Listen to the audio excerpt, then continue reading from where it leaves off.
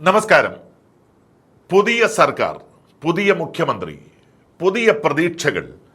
കേരളമാകെ കാത്തിരുന്ന നയപ്രഖ്യാപന പ്രസംഗത്തിൽ ഗവർണർ ആർലേക്കർ നിയമസഭയെ കിടിലം കൊള്ളിക്കുന്ന പ്രധാനപ്പെട്ട കാര്യങ്ങൾ തന്നെയാണ് പറഞ്ഞത്.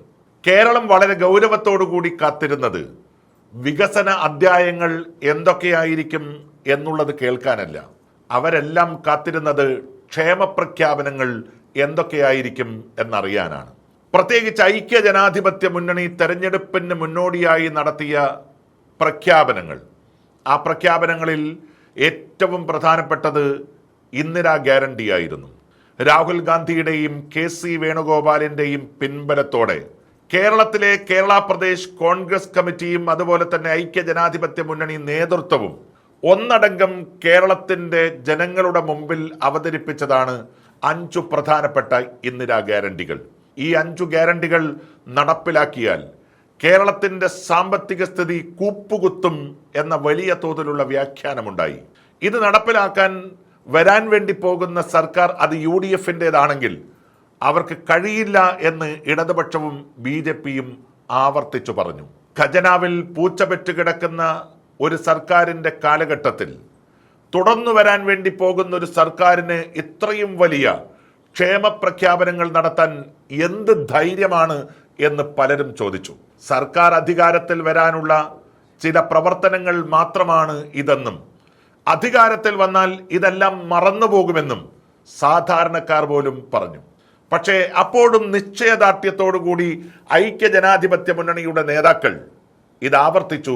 ഇന്ദിരാ ഗ്യാരണ്ടി ഇന്നിപ്പോൾ നയപ്രഖ്യാപനത്തിൽ ഒന്നുപോലും വിടാതെ ഈ 5 പ്രധാനപ്പെട്ട കാര്യങ്ങളും തന്റെ സർക്കാർ നടപ്പിലാക്കാൻ വേണ്ടി പോകുന്നു എന്ന് കേരളത്തിലെ ഐക്യ ജനാധിപത്യ മുന്നണി സർക്കാരിന് വേണ്ടി ഗവർണർ ആർലേക്കർ പ്രഖ്യാപിച്ചിരിക്കുന്നു. 25 ലക്ഷം രൂപയുടെ ഇൻഷുറൻസ് പദ്ധതിയാണ്, ആരോഗ്യ പദ്ധതിയാണ് യഥാർത്ഥത്തിൽ നടപ്പിലാക്കാൻ വേണ്ടി പോകുന്നത്. അതിന് നൽകിയ പേരാകട്ടെ ഏറ്റവും ജനകീയനായിരുന്ന ജീവകാരുണ്യ പ്രവർത്തനത്തിന്റെ മറുകര താണ്ടിയ ജീവകാരുണ്യ പ്രവർത്തകനായിരുന്ന മുൻ മുഖ്യമന്ത്രി ശ്രീ ഉമ്മൻചാണ്ടിയുടെ പേരാണ്. അദ്ദേഹത്തിന്റെ പേരിൽ 25 ലക്ഷം രൂപയുടെ ഇൻഷുറൻസ് പദ്ധതിയാണ് കേരളത്തിലെ കുടുംബങ്ങൾക്കെല്ലാം നൽകാൻ വേണ്ടി പോകുന്നത്.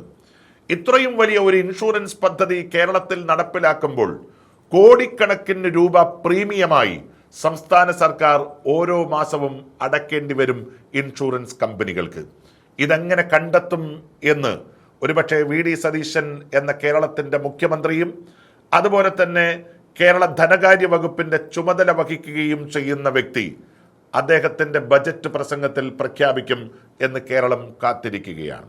ഈ ഒരു വിഷയം കേരളത്തിൽ നടപ്പിലാക്കുകയാണെങ്കിൽ, ഈ ഒരു ഇൻഷുറൻസ് പദ്ധതി നടപ്പിലാവുകയാണെങ്കിൽ അത് കേരളത്തിലെ കോടിക്കണക്കിന് ജനങ്ങൾക്ക് ആശ്വാസമാകും.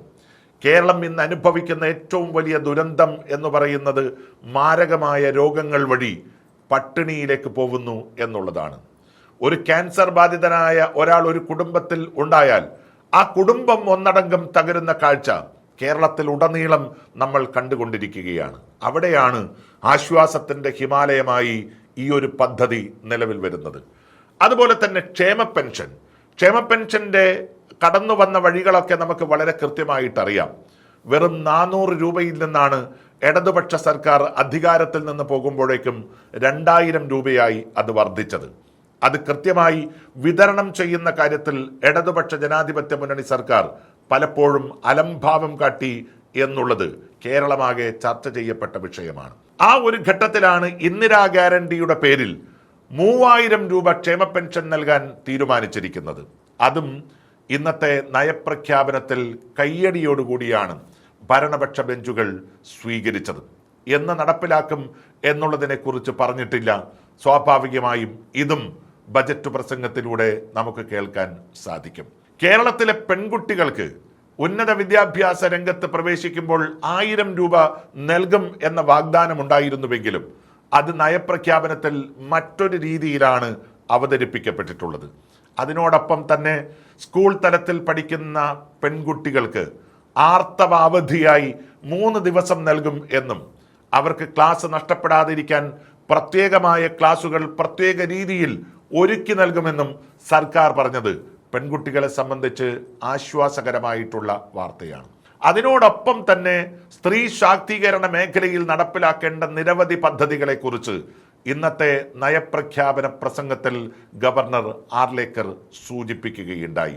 ഇതിനെല്ലാം അപ്പുറം കേരളം വളരെ ഗൗരവത്തോടുകൂടി കാത്തിരിക്കുന്ന വിഷയമാണ് KSRTCയിലെ സ്ത്രീകൾക്കുള്ള സൗജന്യ യാത്ര. അങ്ങനെ ഒരു യാത്ര പ്രഖ്യാപിക്കപ്പെട്ടാൽ കേരളത്തിലെ സ്വകാര്യ മേഖലയിൽ പ്രവർത്തിക്കുന്ന സകല ബസ്സുകളും കട്ടപ്പുറം കയറും എന്നൊരു വാർത്ത കേരളത്തിൽ ഉടനീളം നിൽക്കുകയാണ്. ഇതുമായി ബന്ധപ്പെട്ട് സമരമുഖത്തേക്ക് പ്രവേശിക്കാൻ കാത്തു നിൽക്കുകയും ചെയ്യുന്നു പ്രൈവറ്റ് മേഖലയിലെ ബസ് ഉടമകൾ. പക്ഷേ അപ്പോഴും KSRTCയിൽ മുഴുവൻ സ്ത്രീകൾക്കും സൗജന്യ യാത്ര എന്ന ഇന്ദിരാ ഗ്യാരണ്ടിയിലെ പ്രഖ്യാപനം നടപ്പിലാക്കും എന്ന് ഗവർണർ ആർലേക്കർ അദ്ദേഹത്തിന്റെ നയപ്രഖ്യാപന പ്രസംഗത്തിൽ സൂചിപ്പിക്കുകയാണ്. എത്ര കിലോമീറ്റർ സൗജന്യ യാത്ര, എത്ര ആളുകൾക്ക് സൗജന്യ യാത്ര, ദാരിദ്ര്യരേഖയ്ക്ക് താഴെയുള്ളവർക്ക് മാത്രമാണോ എന്ന് തുടങ്ങി മറ്റു പല വിഷയങ്ങളും ചർച്ച ചെയ്ത് തീരുമാനിക്കപ്പെടേണ്ട ഒന്ന് തന്നെയാണ്. ഇതിനോടൊപ്പം തന്നെ 5 ലക്ഷം രൂപ പുതിയ തൊഴിലിടങ്ങൾ കണ്ടെത്താൻ വേണ്ടി ആഗ്രഹിക്കുന്നവർക്ക് പലിശരഹിതമായി നൽകും എന്ന പ്രഖ്യാപനം കൂടി ഉണ്ടായിരുന്നു.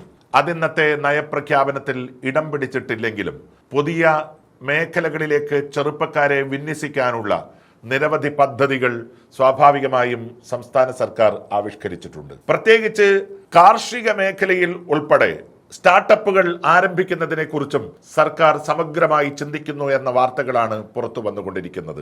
ഒരു കാര്യം ഉറപ്പാണ്, പറഞ്ഞ വാക്കുകൾ പാലിക്കാനുള്ള തയ്യാറെടുപ്പിൽ തന്നെയാണ് ഐക്യജനാധിപത്യ മുന്നണി മുന്നോട്ടു പോകുന്നത്. ഇതിനെല്ലാം ആവശ്യമായിട്ടുള്ള പണം ഏത് രീതിയിൽ എങ്ങനെ കണ്ടെത്തും എന്നൊരു വലിയ ചോദ്യം പൊതുസമൂഹത്തിന്റെ മുമ്പിൽ നിൽക്കുന്നു. ഈ ചോദ്യത്തിനും കൂടി ഉത്തരം നൽകാനും സമയബന്ധിതമായി പ്രഖ്യാപിക്കപ്പെട്ട പദ്ധതികളെല്ലാം നടപ്പിലാക്കാനും VD സതീശൻ സർക്കാരിന് സാധിച്ചാൽ അതൊരു വലിയ ചരിത്രരേഖയായി, ഒരു പൊൻതൂവലായി അടയാളപ്പെടുത്തുക തന്നെ ചെയ്യും.